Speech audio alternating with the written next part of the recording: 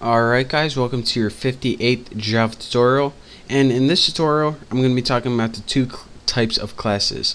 And in case you didn't already know, we already talked about the two types of classes. I just didn't tell you the technical definitions of them. Now you guys already know what an abstract class is from the last tutorial. Might as well put that back there. So an abstract class is a class that you can't create objects from. So it's only useful for polymorphism and inheritance and stuff like that.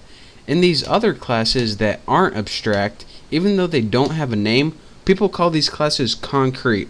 And a concrete class is a class that's specific enough where you can make an you can make an object from it.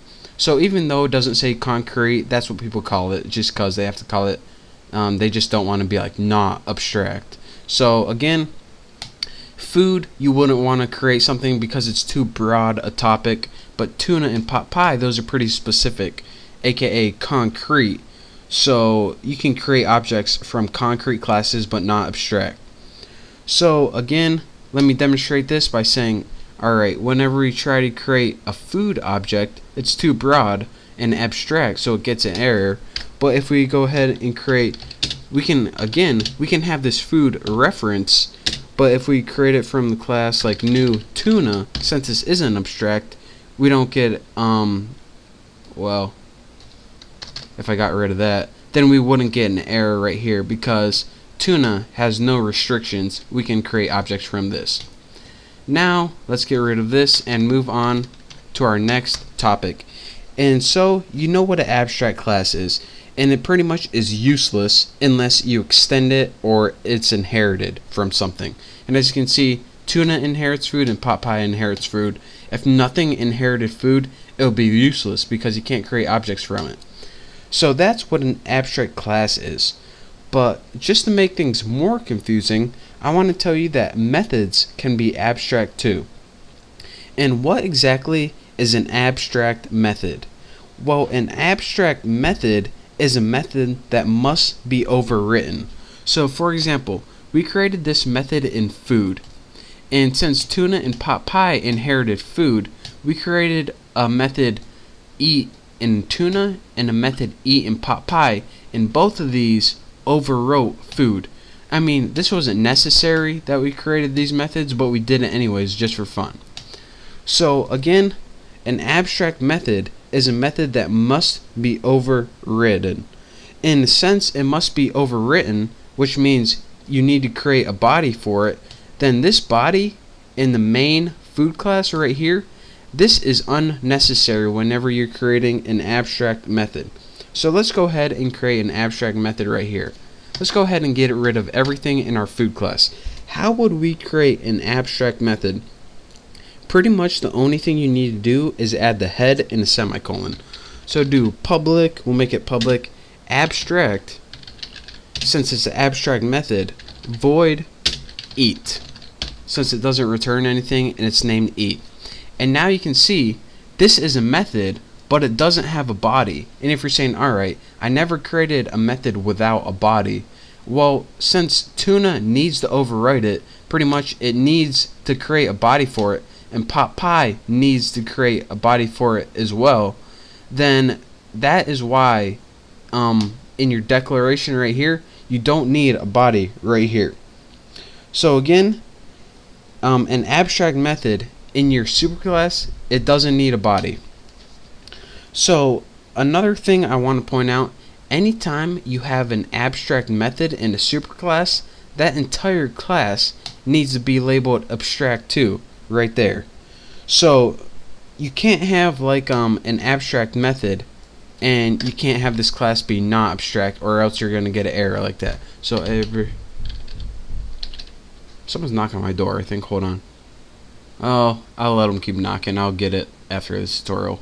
And another thing I want to point out is when we declared this public, remember I said I can't change the scope when we override it, so we need to make these public as well. So we'll make that public, and if you see that little error right here, multiple markers can't reduce the visibility, that is why. Anytime you see an error with the word visibility, you probably need to change public to private or private to public, or add one or the other.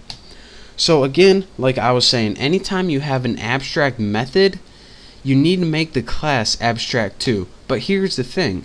You can have an abstract class, but have abstract or non-abstract methods inside it.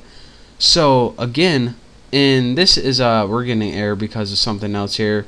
Because anytime you have a non-abstract method, you need a body. But anyways, I just wanted to point that out. Anytime you have an abstract method, it needs to be inside an abstract class. But anytime you have a non-abstract method, it can be inside an abstract class. Well, you just heard it. I don't need to repeat myself. So the last thing I need to point out is, let's go ahead and make this method abstract again, just like this. Anytime you have an abstract method, you need to implement it in in any of the subclasses that extends to the superclass. Now I know that sounds confusing, but listen to this. Alright, this tuna class and this pot pie class both inherit from this main food class.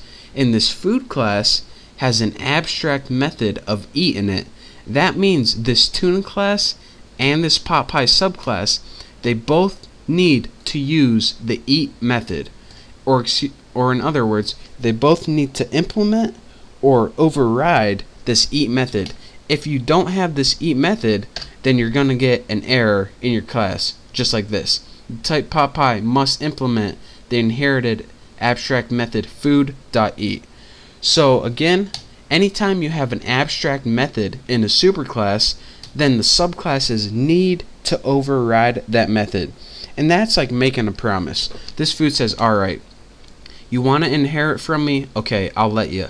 But I'm telling you, I have this abstract method, and if you inherit from me, you're going to need to override it. And Papa's like, alright, I promise, I'll override it. Since you have an abstract method, I promise, if you let me inherit from you, I will override it for you. So, if like the classes could talk to each other, that's kind of the conversation they would be having. And if you're saying, alright, if I need to override this method anyways, what's the point of even having it in here? Well, it's pretty much for consistency and some polymorphism, and I know that doesn't make a lot of sense, but in the next tutorial I'm going to be building a program to demonstrate everything I went over in the last two tutorials.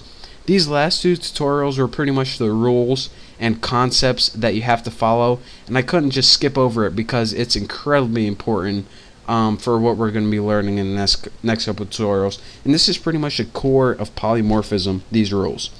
So in like 5 tutorials ago, when I called a class, or it was an interface and I implemented it, that's what implemented means. Implement means pretty much you need to override the abstract methods.